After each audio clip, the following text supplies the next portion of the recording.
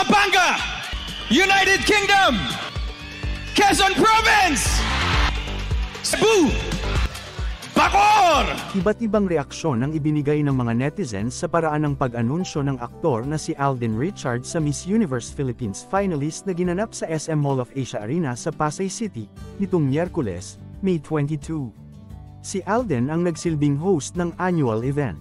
Ibinahagi ng mga netizens ang kanilang mga saloobin na nagsasabing si Alden ay parang sumisigaw o galit siya. Sabi ng iba, pinapanatili lang ni Alden ang energy at pinananatiling buhay ang kaganapan. Narito ang ilan sa mga reaksyon ng mga netizens. Low energy daw last time ayan tuloy, gigil nyo si Alden hala.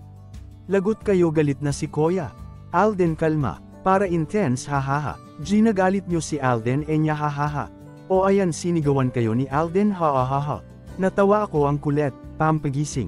Katwiran ng ilang Alden supporters, kailangan nitong lakasan ang boses dahil sa ingay ng audience.